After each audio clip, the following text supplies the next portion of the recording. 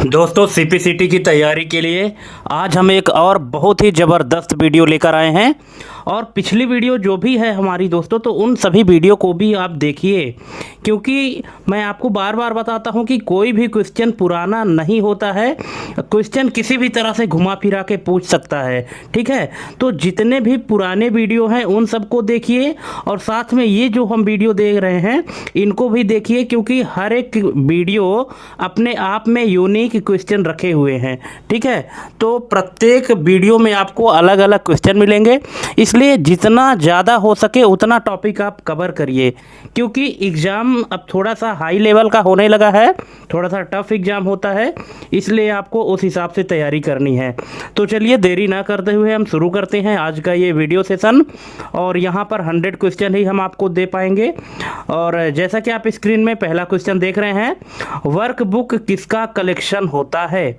दोस्तों ये जो वीडियो है, इस वीडियो में हम प्रत्येक क्वेश्चन और ऐसे ऑप्शन जो थोड़ा सा टफ हैं उनको हम अलग से भी एक्सप्लेन किए हैं इसमें।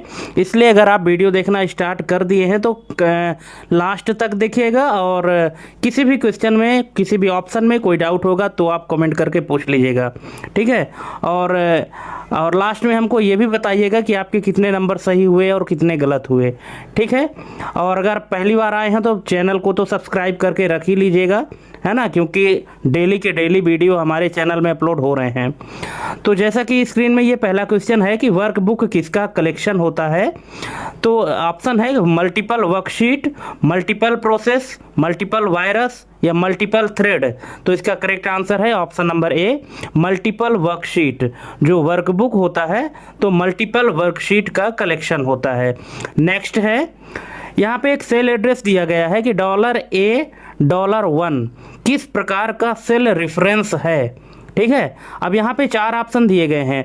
दोस्तों आप इसके लिए बिल्कुल भी इरिटेट मत होइएगा कि हम 4 ऑप्शन क्यों पढ़ रहे हैं, वो आपके भले के लिए पढ़ रहे हैं, ठीक है। अगर आपको इरिटेशन लग रही है तो प्लीज़ आप वीडियो छोड़ के जा सकते हैं, ठीक है। लेकिन अगर आप अपनी भलाई के लिए ये वीडियो देख रहे हैं तो फिर आपको धैर्य बना के और देखना पड़ेगा, ठीक है।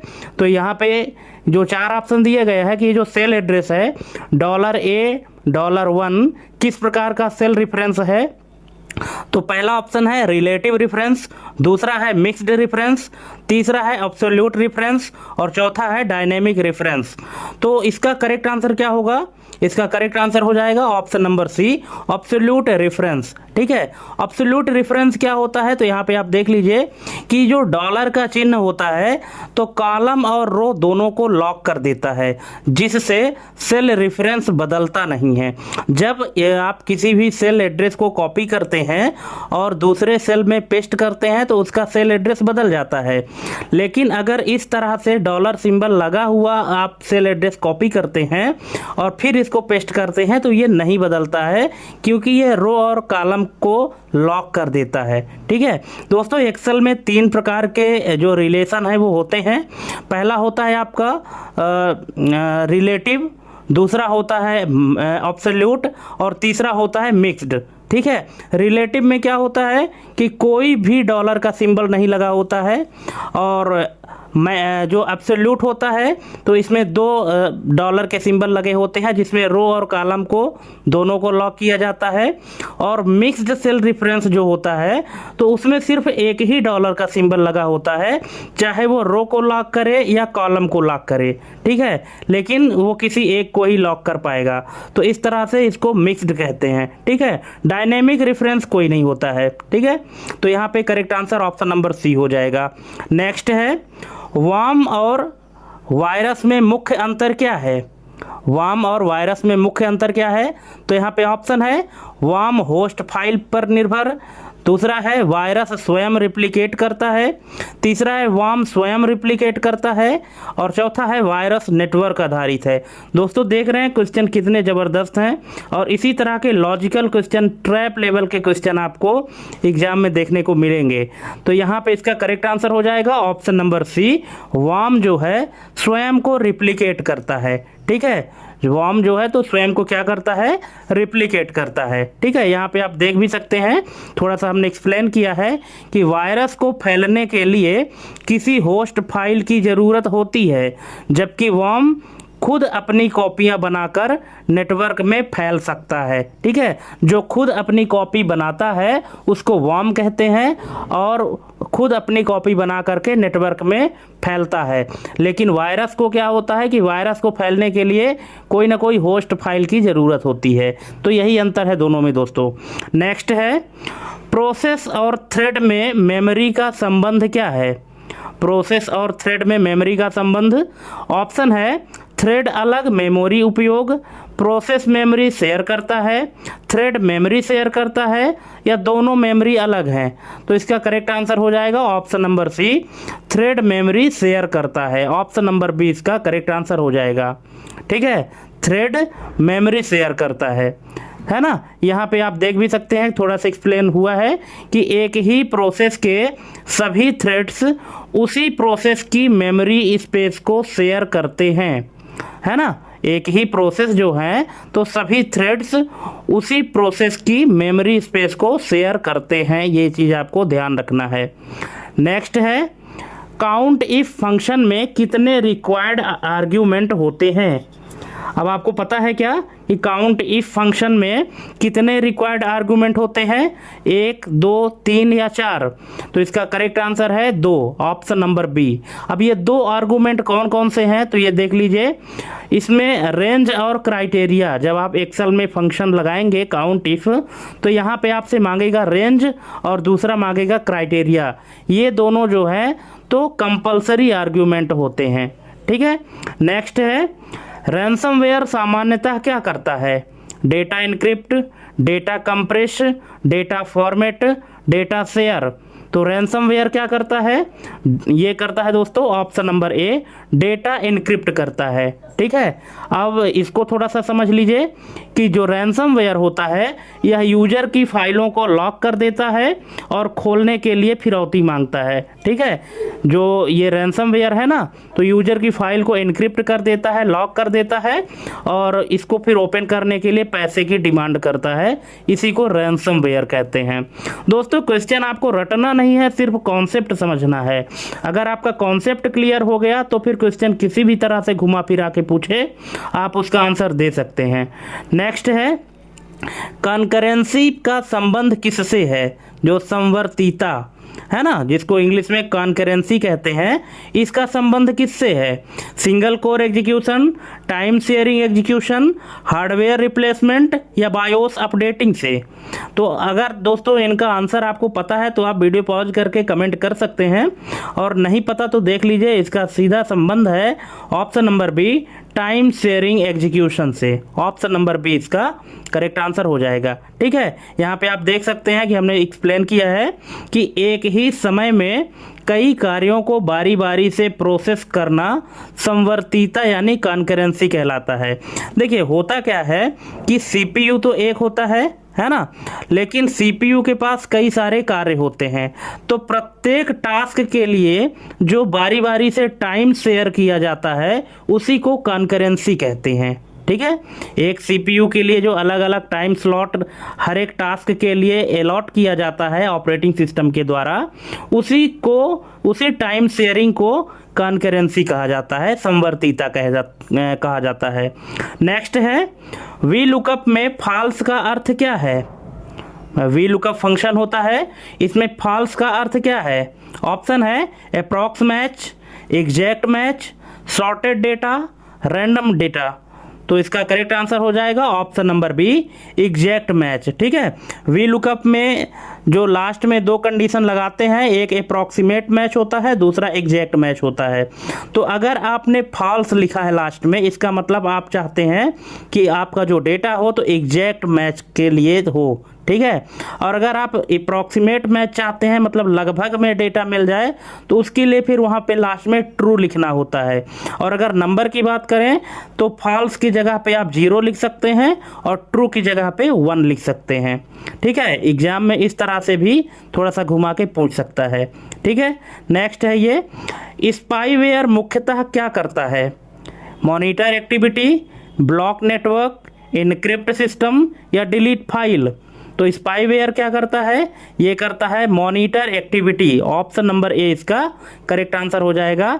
जो भी एक्टिविटी होती है उसकी निगरानी करता है कौन, स्पाईवेयर। नेक्स्ट है क्रिटिकल सेक्शन में क्या आवश्यक है। तो क्रिटिकल सेक्शन में ऑप्शन है यहाँ पे mutex lock, sheet protect, file rename, format cell. तो इसका करेक्ट आंसर हो जाएगा option number A mutex lock. Option number A इसका करेक्ट आंसर हो जाएगा। यहाँ पे देख लेते हैं कि क्रिटिकल सेक्शन में ये म्यूटेक्स लॉक होता क्या है। क्रिटिकल सेक्शन वह कोड है जहाँ साझा रिसोर्स एक्सेस होते हैं। देखिए जो क्रिटिकल सेक्शन होता है वो क्या है, वह कोड जहां साझा रिसोर्स एक्सेस होते हैं जिसे म्यूटेक्स लॉक से सुरक्षित किया जाता है।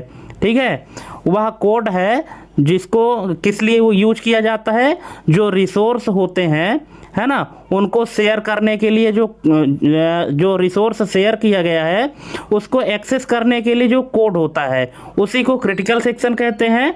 और उस कोड को सुरक्षित रखने के लिए जो तरीका अपनाते हैं वही है mutex lock. Option number A इसका करेक्ट आंसर हो जाएगा। ठीक है, क्रिटिकल सेक्शन आप समझ गए। क्रिटिकल सेक्शन क्या हुआ कि जो रिसोर्स आप शेयर करते हैं, ठीक है, तो उस रिसोर्स को एक्सेस करने के लिए जो कोड शेयर करते हैं तो उस कोड को सुरक्षित रखने के लिए जो लॉक लगाया जाता है उसी को म्यूटेक्स लॉक कहा जाता है। नेक्स्ट है सब टोटल फिल्टर के बाद किस डेटा को इंक्लूड करता है। सब टोटल फिल्टर के बाद किस डेटा को इंक्लूड करता है। ऑप्शन है हिडन रो, विजिबल रो, ब्लैंक रो, एरर रो। तो कौन सी रो को इंक्लूड करता है, तो ये करता है विजिबल रो। ऑप्शन नंबर बी इसका करेक्ट आंसर हो जाएगा। नेक्स्ट है कर्नल लेवल थ्रेड किसके द्वारा मैनेज होता है। Application layer, user library, operating system, BIOS layer. तो इसका करेक्ट आंसर हो जाएगा option number C operating system. ठीक है, क्योंकि जो कर्नल है वो किसका पार्ट है, ऑपरेटिंग सिस्टम का पार्ट है, तो इसीलिए कर्नल लेवल थ्रेड जो है तो ऑपरेटिंग सिस्टम के द्वारा मैनेज होता है। ठीक है, नेक्स्ट है माइक्रो वायरस। माइक्रो वायरस सामान्यतः कहाँ पाया जाता है। Boot sector, word Excel macro, RAM cache या बायोस सेटअप। तो इसका करेक्ट आंसर है option number B word Excel macro. Option number B इसका करेक्ट आंसर हो जाएगा। नेक्स्ट है लेन फंक्शन। यहाँ पे एक फंक्शन है लेन, है ना। इस फंक्शन में एक ये डेटा लिखा गया है डबल कोट के अंदर DATA डेटा, इसके बाद फिर स्पेस है और फिर डबल कोटेशन बंद है। अगर ये चीज़ हम लिखते हैं और लेन फंक्शन में तो यहाँ पे इसका जो मान होगा, जो वैल्यू होगी वो क्या होगी। ऑप्शन है 3, 4, 5 या एरर कोड देगा। तो क्या देगा इसका करेक्ट आंसर, बिल्कुल इसका करेक्ट आंसर हो जाएगा ऑप्शन नंबर सी 5। कैसे देगा ये देख लीजिए, क्योंकि डेटा में कितने अक्षर हैं, 4 हैं, तो ये 4 अक्षर हो गया और एक अक्षर किसके लिए होगा, स्पेस के लिए होगा जो लास्ट में दिया है। तो कुल मिला के लंबाई कितनी हो गई। लेन फंक्शन क्या करता है, किसी भी टेक्स्ट की लेंथ को नापता है। ठीक है, तो यहाँ पे कुल लंबाई 5 हो गई। ठीक है, नेक्स्ट है फ्रीज पेन्स का उपयोग किस लिए होता है। ऑप्शन है lock format, fix view area, hide formula, protect seat. तो इसका करेक्ट आंसर है option number B fix view area. जो फ्रीज पेन्स होता है तो इसका काम क्या होता है कि जो एक्सेल सीट में जो एरिया होता है, अगर किसी एरिया को आप फिक्स करना चाहते हैं कि स्क्रॉल करने के बाद ये एरिया हाइड ना हो, तो वहाँ पे आप फ्रीज पेन्स का उपयोग कर सकते हैं, उसको फिक्स करके रख सकते हैं अपने स्क्रीन में। नेक्स्ट है जीरो डे अटैक किससे संबंधित है। ऑप्शन है नोन बग, दूसरा है अननोन वल्नरेबिलिटी, तीसरा है ओल्ड वायरस, और चौथा है लाइसेंस्ड पैच। तो ये जो जीरो डे अटैक है ये संबंधित है अननोन वल्नरेबिलिटी से, ऑप्शन नंबर बी। ठीक है, ये क्या होता है ये देख लीजिए कि यह उन कमियों पर हमला करता है, जो जीरो डे अटैक है तो यह उन कमियों पर हमला करता है जिसका पता सॉफ्टवेयर निर्माता को अभी तक नहीं चला है। ठीक है, मतलब जो बग होते हैं ना कि ऐसे छोटे छोटे बग हो जाते हैं कभी कभी कि जो सॉफ्टवेयर डेवलपर भी जिसको नहीं समझ पाता या उससे गलती हो जाती है, वो उस कमी को नहीं पकड़ पाता है, तो जो हैकर होते हैं तो वहीं पे अटैक करते हैं और इसी को कहा जाता है जीरो डे अटैक। ठीक है, और इस ये जीरो डे अटैक का संबंध क्या हो गया, अननोन वल्नरेबिलिटी में से, मतलब वो अननोन है, उसके बारे में जानकारी नहीं थी सॉफ्टवेयर डेवलपर को, जो सॉफ्टवेयर इंजीनियर है उसको पता नहीं चली उस कमी की, अन्यथा वो कमी छोड़ता ही क्यों। ठीक है ना, तो वहाँ पे जो अटैक होता है उस अटैक को जीरो डे अटैक बोला जाता है। नेक्स्ट है रेस कंडीशन कब होती है, single thread case, slow CPU case, empty memory case या शेयर्ड डेटा केस। तो इसका करेक्ट आंसर हो जाएगा option number D, shared data case. ठीक है, जो रेस कंडीशन है तो ये कब होती है, जब शेयर्ड डेटा केस होता है, ऑप्शन नंबर डी। इसको भी समझ लीजिए कि जब कई थ्रेड्स एक ही समय में एक ही डेटा को बदलने की कोशिश करते हैं तो परिणाम अनिश्चित हो जाता है। ठीक है, इसी को रेस कंडीशन या शेयर्ड डेटा केस कहते हैं, ऑप्शन नंबर डी। ठीक है, नेक्स्ट है काउंट फंक्शन किसे काउंट करता है, आप सबको पता है ये सिर्फ न्यूमेरिक सेल को काउंट करता है, ऑप्शन नंबर सी, सिर्फ नंबर को काउंट करता है। नेक्स्ट है फायरवॉल का मुख्य कार्य क्या है, तो इसका मुख्य कार्य है filter network traffic, option number B. Next है थ्रेड लाइफ साइकिल का अंतिम स्टेट कौन सी है, जो थ्रेड लाइफ साइकिल है तो इसका अंतिम स्टेट क्या है, लास्ट स्टेट क्या है, ऑप्शन है runnable state, waiting state, blocked state या टर्मिनेटेड स्टेट। तो इसका करेक्ट आंसर हो जाएगा टर्मिनेटेड स्टेट। ठीक है, ऑप्शन नंबर डी, क्योंकि लास्ट में कौन सा स्टेट आएगा, टर्मिनेट हो जाएगा कोई भी थ्रेड जब इनिशियल होगा उसका। ठीक है, और इनिशियल के बाद वो जब कंप्लीट हो जाएगा तो क्या हो जाएगा, टर्मिनेट हो जाएगा। नेक्स्ट है मिक्स्ड रेफरेंस। यहाँ पे देखिए जो हमने क्वेश्चन में बताया था सेल रेफरेंस के बारे में, तो यहाँ पे मिक्स्ड रेफरेंस है। $A1 कॉपी करने पर क्या स्थिर रहता है, अगर इस फार्मूले को अगर आप कॉपी करते हैं तो और दूसरी जगह पेस्ट करते हैं तो इसमें से क्या है जो कि स्थिर रहेगा यानी फिक्स रहेगा। तो यहाँ पे ऑप्शन है row fix, column fixed, sheet fixed या फाइल फिक्स्ड।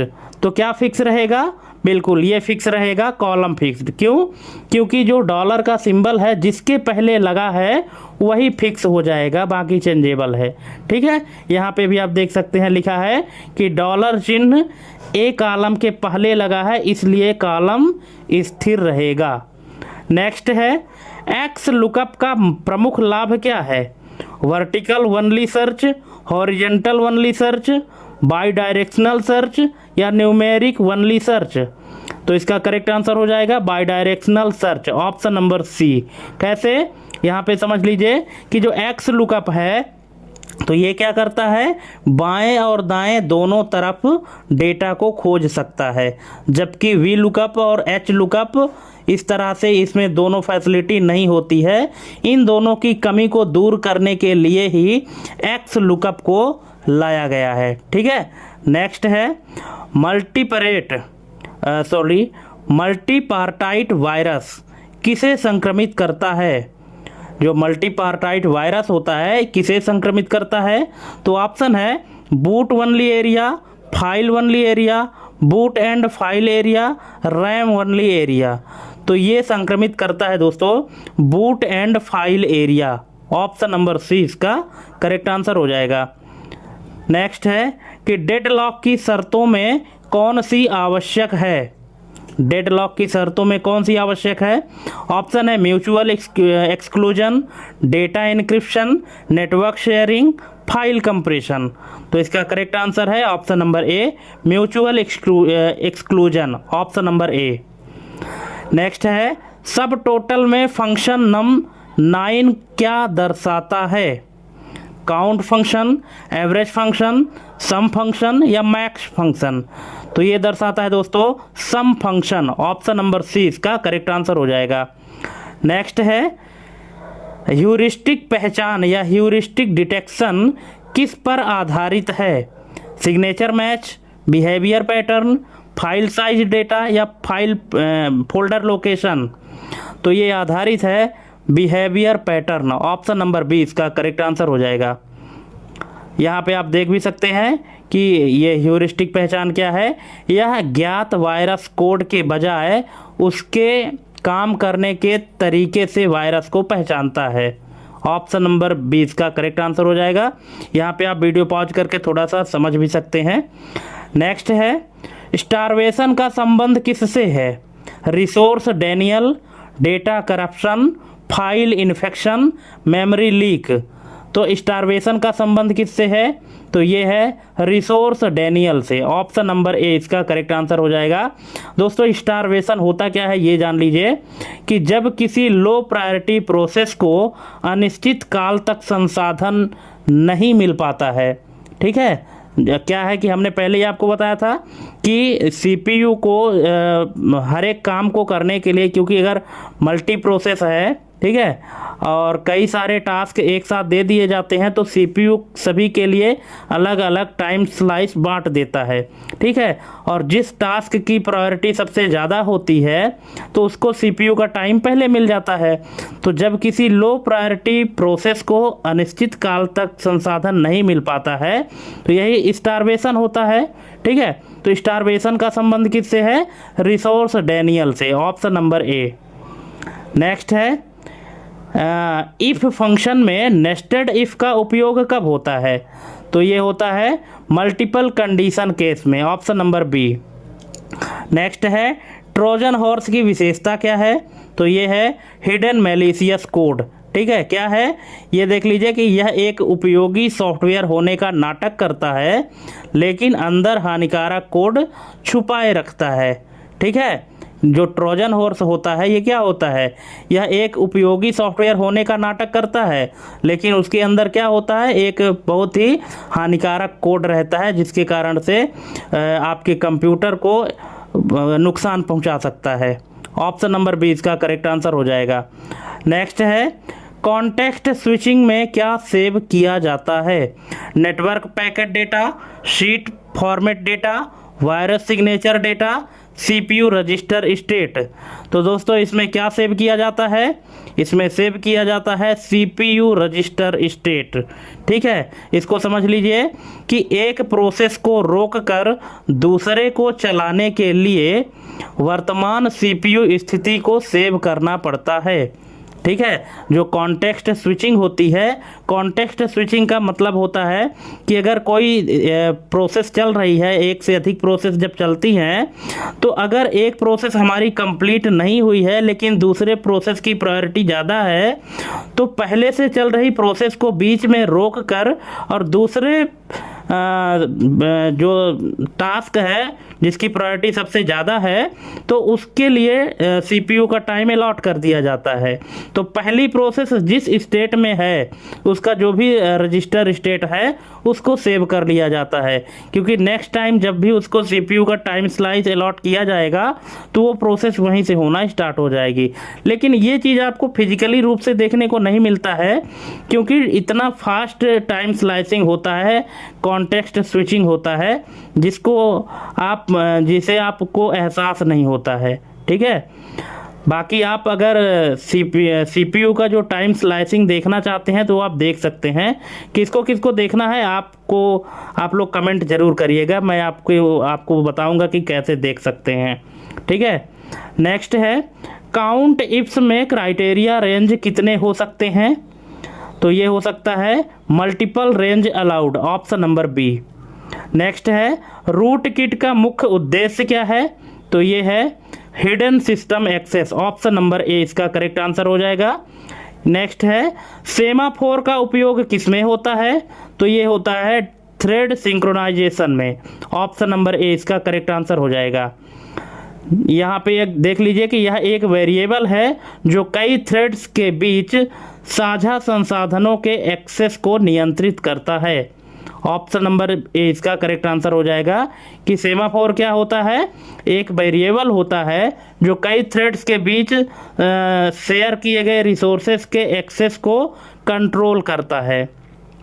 नेक्स्ट है .xlsm एक्सटेंशन क्या दर्शाता है, macro enabled file, template file type, CSV file type या रीड ओनली फाइल, तो इसका करेक्ट आंसर है ऑप्शन नंबर ए माक्रो इनेबल्ड फाइल। ठीक है, नेक्स्ट है अप्रॉक्सीमेट मैच में लुकअप टेबल कैसी होनी चाहिए, जब हम अप्रॉक्सीमेट मैच लगाते हैं तो लुकअप टेबल कैसी होनी चाहिए, random order data, sorted ascending data, hidden row data या इनक्रिप्टेड टेबल डेटा। तो अगर हम अप्रॉक्सीमेट मैच लगाते हैं तो उस समय टेबल का जो डेटा है वो होना चाहिए सॉर्टेड असेंडिंग ऑर्डर में। ठीक है, असेंडिंग ऑर्डर में सॉर्ट होना चाहिए अगर हम अप्रॉक्सीमेट मैच का यूज करते हैं तो। और अगर हम अप्रॉक्सीमेट मैच का यूज करते हैं और डेटा आपका असेंडिंग ऑर्डर में सॉर्ट नहीं है तो रिजल्ट आपको गलत मिलेगा। ठीक है, इसीलिए हम मैक्सिमम टाइम पर क्या यूज करते हैं, एग्जैक्ट मैच यूज करते हैं, अप्रॉक्सीमेट मैच नहीं यूज करते। नेक्स्ट है लॉजिक बॉम्ब कब सक्रिय होता है, तो ये होता है दोस्तों स्पेसिफिक कंडीशन ट्रू होने पर, ऑप्शन नंबर ए इसका करेक्ट आंसर हो जाएगा। जब आपकी स्पेसिफिक कंडीशन ट्रू होगी तभी लॉजिक बॉम्ब एक्टिव होता है। यहाँ पे आप देख सकते हैं कि यह तब तक शांत रहता है जब तक कोई विशेष शर्त पूरी ना हो जाए। नेक्स्ट है पैरेललिज्म का संबंध किससे है, multi core execution, single core sharing, sequential tasking, manual scheduling, तो इसका संबंध है multi core execution, option number A इसका करेक्ट आंसर हो जाएगा। यहाँ पे आप देख सकते हैं कि जब वास्तव में एक ही समय में कई कार्य अलग अलग CPU कोर पर चल रहे हों, है ना, तो ये मल्टी कोर एग्जीक्यूशन होता है। ठीक है, जिसका संबंध पैरेललिज्म से है, जिसको समानांतरता कहते हैं। नेक्स्ट है पेस्ट स्पेशल फार्मूलाज विकल्प क्या करता है, जो पेस्ट स्पेशल फार्मूला होता है, पेस्ट स्पेशल में जाएंगे, इसके बाद फार्मूला पेस्ट करेंगे तो इसमें क्या होगा, only copy value only, copy format only, copy formula only या कॉपी कमेंट ओनली। तो यहाँ पे क्या कॉपी होगा, बिल्कुल कॉपी फार्मूला ओनली। ठीक है, ऑप्शन नंबर सी। नेक्स्ट है टाइम बॉम्ब किस पर आधारित होता है, तो ये आधारित होता है date trigger event, option number B. जो टाइम बॉम्ब होता है तो जिस डेट को सेट किया जाएगा जितने बजे, उसी डेट पर आधारित होता है। ठीक है, तो डेट ट्रिगर इवेंट पर ये काम करता है। नेक्स्ट है लाइट वेट प्रोसेस किसे कहा जाता है, तो इसे कहा जाता है थ्रेड एग्जीक्यूशन यूनिट को, ऑप्शन नंबर ए इसका करेक्ट आंसर हो जाएगा। थ्रेड एग्जीक्यूशन यूनिट को लाइट वेट प्रोसेस कहा जाता है। नेक्स्ट है कंडीशनल फॉर्मेटिंग कब लागू होता है, sheet protect case, manual format case, virus scan case या कंडीशनल ट्रू केस, तो इसका करेक्ट आंसर है conditional true case, option number D इसका करेक्ट आंसर हो जाएगा। नेक्स्ट है एंटीवायरस सिग्नेचर आधारित पहचान किस पर निर्भर है, तो ये निर्भर है non virus pattern, option number C.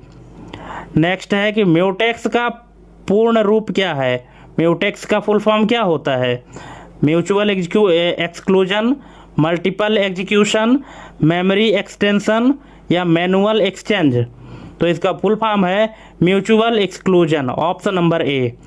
Next है प्रोटेक्ट वर्कबुक किसे रोकता है, formula calculation, data entry only, virus attack only या स्ट्रक्चर चेंज।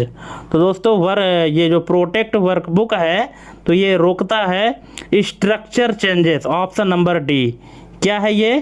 तो ये है, यह वर्कबुक में नई सीट जोड़ने या डिलीट करने को रोकता है। कौन? Protect workbook. नेक्स्ट है, फिशिंग का मुख्य उद्देश्य क्या है? Delete system file, increase RAM usage, format hard disk या स्टील क्रेडेंशियल डेटा।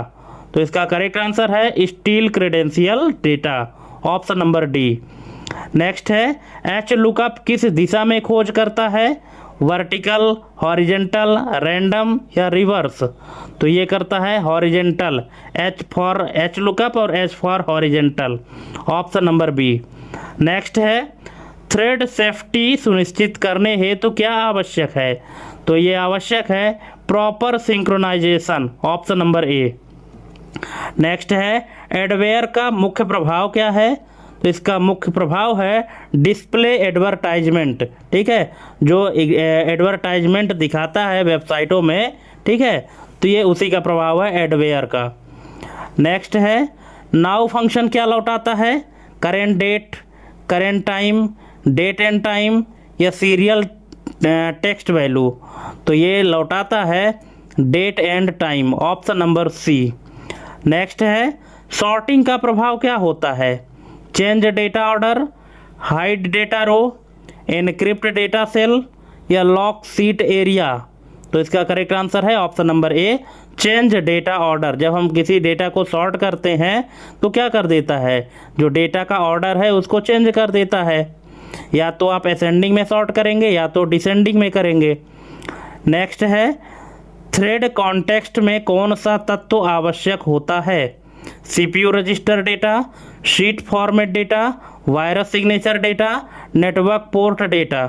तो ये आवश्यक होता है CPU register data, option number A. Next है, रेस कंडीशन रोकने हेतु क्या आवश्यक है? File compression, proper locking, data sorting या शीट फिल्टरिंग। तो इसका करेक्ट आंसर है proper locking, option number B. Next है, जीरो डे एक्सप्लॉइट किस पर आधारित होता है? Non patch data, unknown vulnerability, licensed software या अपडेटेड सिग्नेचर। तो ये आधारित होता है अननोन वल्नरेबिलिटी पर, ऑप्शन नंबर बी। नेक्स्ट है, सम इफ्स फंक्शन किस प्रकार का है? तो ये है मल्टीपल क्राइटेरिया सम, ऑप्शन नंबर डी। नेक्स्ट है, डेडलॉक प्रिवेंशन हेतु कौन सी शर्त हटाई जाती है? तो ये हटाई जाती है hold and wait, option number B. Next है, पॉलीमॉर्फिज्म वायरस, पॉलीमॉर्फिक वायरस की विशेषता क्या है? Static code pattern, changing code pattern, fixed boot damage, single file damage. तो इसका करेक्ट आंसर है option number B, changing code pattern. ठीक है, अब ये पॉलीमॉर्फिक क्या होता है इसको समझ लीजिए कि यहाँ पे यह हर बार फैलते समय अपना सिग्नेचर या कोड बदल लेता है ताकि एंटीवायरस इसे पहचान ना सके। ठीक है, ये पॉलीमॉर्फिक क्या होता है दोस्तों? पॉलीमॉर्फिक जो है तो पॉलीमॉर्फिज्म से है कि इसका मतलब है प्रोग्रामिंग में कि पॉलीमॉर्फिज्म का जो शाब्दिक अर्थ है वो होता है बहुरूपिया। ठीक है, मतलब जिसके कई सारे रूप हों, और ये कोड अपने आप ये बदल लेता है, वो इसलिए ताकि जो एंटीवायरस है वो इसे डिटेक्ट ना कर पाए। ठीक है, इसी को पॉलीमॉर्फिक कहते हैं। नेक्स्ट है, इंडेक्स फंक्शन किसका उपयोग करता है? Row column number, text character count, file extension type, virus signature code. तो ये यूज करता है row column number, option number A. Next है, मल्टी थ्रेडिंग का लाभ क्या है? तो इसका लाभ है increase responsiveness, option number A. Next, time sharing किससे संबंधित है? Single task only, CPU time division, network encryption, file compression. तो दोस्तों टाइम शेयरिंग जो संबंधित है वो है सीपीयू टाइम डिवीजन से, ऑप्शन नंबर बी इसका करेक्ट आंसर हो जाएगा। क्योंकि टाइम शेयरिंग का काम क्या होता है? ये जो सीपीयू सभी के लिए टाइम देता है वही तो टाइम शेयरिंग कहलाता है, और उसी को टाइम डिवीजन भी कहते हैं, सीपीयू टाइम डिवीजन। नेक्स्ट है स्पाईवेयर डिटेक्शन में क्या कठिन है? Visible activity, hidden monitoring, loud execution, fast deletion. तो स्पाईवेयर डिटेक्शन में क्या कठिन है? तो ये कठिन है hidden monitoring, option number B. Next है मैच फंक्शन क्या लौटाता है? तो ये लौटाता है relative position number, option number C. Next है स्टारवेशन अवॉइडेंस हेतु क्या उपयोगी है? Priority ageing, file filtering, virus scanning या डेटा सॉर्टिंग। तो ये उपयोगी है priority ageing, option number A इसका करेक्ट आंसर हो जाएगा। नेक्स्ट है यहाँ पे थोड़ा सा इसको आप समझ सकते हैं स्टारवेशन अवॉइडेंस को, कि इसमें समय के साथ पुरानी प्रोसेस को प्रायोरिटी बढ़ा दी जाती है ताकि उसे अंततः रिसोर्स मिल सके। ठीक है, यहाँ पे आप इसको समझ सकते हैं कि स्टारवेशन अवॉइडेंस का मतलब है कि समय के साथ जैसे जैसे टाइम बीतता जाता है तो जो पुरानी प्रोसेस होती है तो उसकी प्रायोरिटी थोड़ी थोड़ी बढ़ा दी जाती है ताकि लास्ट तक में उसको वो रिसोर्स मिल जाए जिसके लिए वो वेट कर रही है वो प्रोसेस। नेक्स्ट है स्टील्थ वायरस की विशेषता क्या है? Visible damage only, cancelled activity mode, loud alert message, fixed boot infection. तो इसका करेक्ट आंसर है concealed activity mode, option number B. Next है ऑफसेट फंक्शन किस प्रकार कार्य करता है? Fixed cell reference, dynamic cell reference, text only reference या स्टैटिक डेटा रेंज। तो ये करता है dynamic cell reference, option number B. Next है क्रिटिकल सेक्शन प्रॉब्लम किससे संबंधित है? शेयर्ड रिसोर्सेस एक्सेस से, file extension type, virus removal tool या शीट रीनेम ऑप्शन। तो ये संबंधित है shared resource access, option number A. Next है रैंसमवेयर पेलोड क्या करता है? तो ये करता है encrypt user files, option number A. जो यूजर की फाइल है उसको क्या कर देता है? इनक्रिप्ट कर देता है। ठीक है, और फिर उसको डिक्रिप्ट करने के लिए फिरौती मांगता है, पैसा मांगता है। नेक्स्ट है काउंट ब्लैंक फंक्शन क्या गिनता है? तो नाम से ही पता है क्या गिनेगा, बिल्कुल blank cells only, option number C. Next है मल्टी प्रोसेसिंग का अर्थ क्या है? Multiple seat uses, multiple CPU uses, multiple virus type, multiple file type. तो इसका करेक्ट आंसर है multiple CPU uses, option number B. Next है फाइल इन्फेक्टर वायरस किसे संक्रमित करता है? तो ये करता है executable file type, option number A. Next है इनडायरेक्ट फंक्शन किसका उपयोग करता है? तो ये करता है text based reference, option number D. Next है लाइव लॉक किस स्थिति को दर्शाता है? File not found, system power off, active but no progress, CPU idle state. तो इसका करेक्ट आंसर है active but no progress, option number C. ठीक है, यहाँ पे समझ लीजिए कि थ्रेड्स सक्रिय तो होते हैं और एक दूसरे को रास्ता देते रहते हैं पर काम आगे नहीं बढ़ता, इसी को कहते हैं लाइव लॉक। ठीक है, और लाइव लॉक में क्या होता है? यही होता है कि एक्टिव तो दिखते हैं लेकिन काम आगे नहीं बढ़ता है। नेक्स्ट है माक्रो सिक्योरिटी किससे संबंधित है? तो ये संबंधित है disabled unauthorised macro, option number B. Next है अरे फार्मूला किस पर कार्य करता है? Single cell value, multiple cell range, virus signature code या शीट लॉक स्टेटस। तो ये अरे फार्मूला काम करता है multiple cell range, option number B. Next है थ्रेड शेड्यूलर का कार्य क्या है? तो इसका कार्य है allocate CPU time, option number A. जो थ्रेड के लिए टाइम शेड्यूल करता है ना, उसी को थ्रेड शेड्यूलर कहा जाता है। और ये क्या करता है? सीपीयू के लिए टाइम एलोकेट करता है कि कौन से प्रोसेस को कितना टाइम एलोकेट करना है। नेक्स्ट है एडवेयर इन्फेक्शन का सामान्य परिणाम क्या है? RAM hardware fault, file encryption only, boot sector damage या पॉपअप एडवर्टाइजमेंट? तो इसका करेक्ट आंसर है option number D, popup advertisement. Next है वी लुकअप में जो एरर है हैश NA, ये कब आता है? तो ये आता है ये lookup not found, option number C. जब लुकअप नॉट फाउंड होता है, जो आपने लुकअप वैल्यू दिया है, जब आप वी लुकअप लगाते हैं तो सबसे पहला जो आर्गूमेंट पास होता है वो क्या है? लुकअप वैल्यू, ठीक है। और अगर आपका लुकअप वैल्यू नॉट फाउंड है, उस समय पे हैश NA का एरर आता है। हैश यानी मतलब नॉट अवेलेबल। नेक्स्ट है थ्रेड पूल का लाभ क्या है?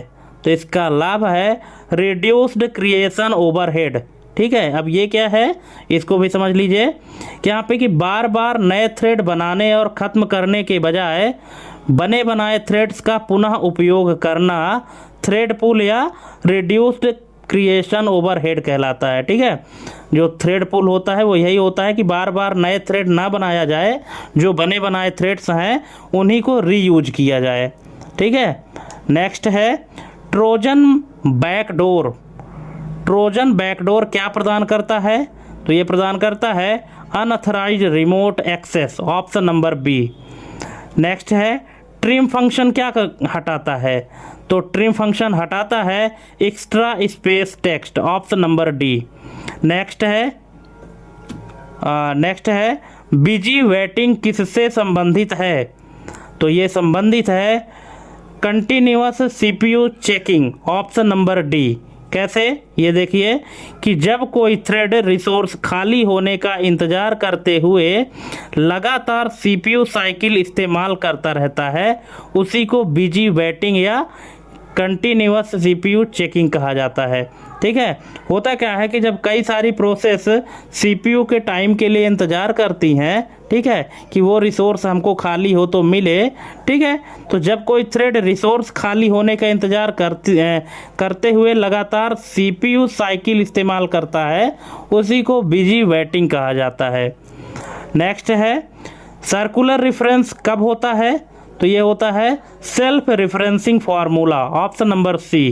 कैसे? ये देखिए कि जब कोई फार्मूला अपने ही सेल का उपयोग कैलकुलेशन के लिए करता है तो उसको सर्कुलर रेफरेंस कहते हैं, ठीक है। ऑप्शन नंबर यहाँ पे सी वही बता रहा है कि सेल्फ रेफरेंसिंग फार्मूला, ठीक है, कि जब कैलकुलेशन में खुद को ही जब कोई सेल यूज करता है तो उसी को सर्कुलर रेफरेंस कहा जाता है। नेक्स्ट है की लॉगर किस प्रकार का है? Input monitoring malware, boot repair tool, file compression tool या शीट फॉर्मेटिंग टूल? तो इसका करेक्ट आंसर है input monitoring malware, option number ए, ठीक है। कि जो भी आप की स्ट्रोक करेंगे तो उसको क्या करेगा, वो रिकॉर्ड कर लेगा एक वायरस जो है, और फिर आपके सिस्टम को नुकसान पहुंचा सकता है। जैसे पासवर्ड वगैरह जब हम इंटर करते हैं उस दौरान ये प्रक्रिया और ज़्यादा तेज़ हो जाती है। की लॉगर जो होती है तो की स्ट्रोक को रिकॉर्ड करती है या मॉनिटर करती है, ठीक है। नेक्स्ट है बैरियर सिंक्रोनाइजेशन का उद्देश्य क्या है? Wait all threads, rename all files, encrypt all data, format all cells? तो इसका करेक्ट आंसर है option number A, wait all threads. Next है PMT फंक्शन किससे संबंधित है? एक MS एक्सेल में एक फंक्शन है PMT, अगर आपने यूज किया होगा तो PMT फंक्शन किससे संबंधित है? ऑप्शन है thread scheduling rules, virus removal method, loan payment calculation, file encryption logic? तो इसका करेक्ट आंसर है लोन पेमेंट कैलकुलेशन से, ऑप्शन नंबर सी। नेक्स्ट है बॉटनेट क्या है?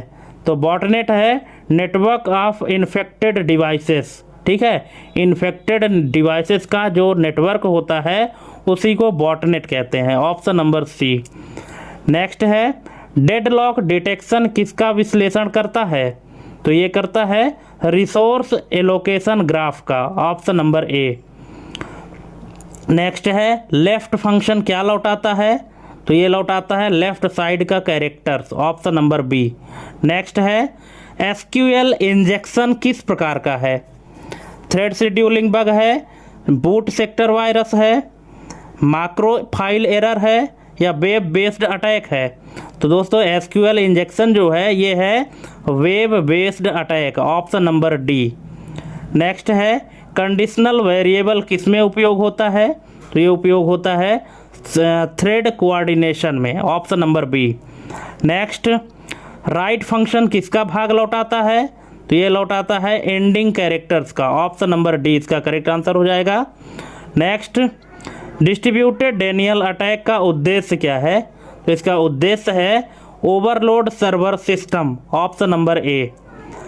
यहाँ पे समझ लीजिए कि कई कंप्यूटरों से एक साथ भारी ट्रैफिक भेजकर किसी सर्वर को ठप कर देना क्या होता है? डिस्ट्रीब्यूटेड डेनियल अटैक कहलाता है, ठीक है, जिसको ओवरलोड सर्वर सिस्टम कहते हैं, ठीक, जिसको शॉर्ट में DDoS भी कहते हैं, distributed Daniel attacks.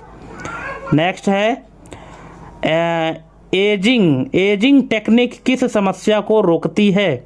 Starvation problem, file corruption issue, virus infection rate, sheet filter error. तो ये रोकती है starvation problem, option number A. Next है मिड फंक्शन किसे लौटाता है? तो ये लौटाता है मिडिल कैरेक्टर्स को, ऑप्शन नंबर बी। नेक्स्ट है एन्क्रिप्शन की का उपयोग किस में होता है? तो ये होता है सिक्योर डेटा एक्सेस करने में, ऑप्शन नंबर बी। नेक्स्ट है स्पिन लॉक किससे संबंधित है? Sheet protect lock, file rename lock, virus removal lock या बिजी वेटिंग लॉक से? तो ये संबंधित है बिजी वेटिंग लॉक से, ऑप्शन नंबर डी। नेक्स्ट है एच लुकअप एरर हैश रेफ कब आता है? तो ये आता है इनवैलिड रो इंडेक्स से, ऑप्शन नंबर सी। जब रो की इंडेक्सिंग इनवैलिड हो जाती है तब हैश रेफ एरर आता है। नेक्स्ट है यहाँ पे आप देख सकते हैं कि एच लुकअप में रो इंडेक्स होता है, यदि वह टेबल की रेंज से बाहर हो तो हैश रेफ एरर आता है। नेक्स्ट है एडवांस्ड परसिस्टेंट थ्रेट, जिसको शॉर्ट में APT कहा जाता है। एडवांस्ड परसिस्टेंट थ्रेट क्या है? तो ये है long term targeted attack, option number A. Next structured reference किस में उपयोग होता है? तो ये उपयोग होता है एक्सेल टेबल डेटा में, option number B. Next priority inversion किससे संबंधित है? तो ये संबंधित है थ्रेड शेड्यूलिंग इशू से, ऑप्शन नंबर ए। ये है कि जब एक लो प्रायोरिटी थ्रेड ने रिसोर्स लॉक कर रखा हो और हाई प्रायोरिटी थ्रेड को इंतज़ार करना पड़ रहा हो, उसी को प्रायोरिटी इन्वर्सन कहते हैं, ठीक है, ऑप्शन नंबर ए। थ्रेड शेड्यूलिंग इशू को कहते हैं, ठीक है। नेक्स्ट है और लास्ट क्वेश्चन है कि फ्रीज पेन्स लिमिट क्या है? फ्रीज पेन्स लिमिट है तो वो क्या है? तो ये है freeze above left cell, option number C, ठीक है। तो थैंक्स फॉर वाचिंग दोस्तों, यहाँ पे हमने 100 MCQ कंप्लीट करा दिए हैं। अब आपको कहीं भी अगर कोई दिक्कत है तो आप कमेंट करके पूछ लीजिएगा। और आज के लिए बस इतना ही, मिलते हैं अपने अगले वीडियो में एक नई जानकारी के साथ। तब तक के लिए जय हिंद, वंदे मातरम।